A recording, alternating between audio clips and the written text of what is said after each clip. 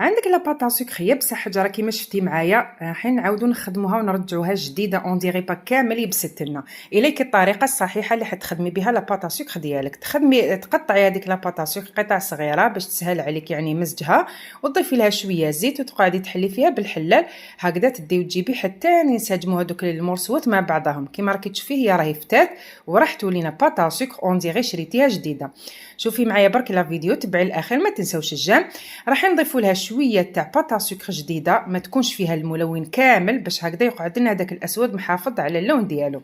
نخدموا هكذا بين يدينا حتى نطمن هذاك الفتات اللي راه مدقدق. بعدها نضيفوا لها نص مغرفه صغيره تاع الجلوكوز ونقعدوا نعجنوا فيها حتى تنسجم لنا لا باطا سكر ديالنا وتولي لنا رطبه اون ديغي با كامل يبست لنا. هذه راح نخدموا بها لي موتيف بيان سور ما حينش ناكلوها، وانا راح نشارك معكم، راح نخدم معكم بالون في الفيديو الجاي ان شاء الله ونوريكم كيفاش خدمته.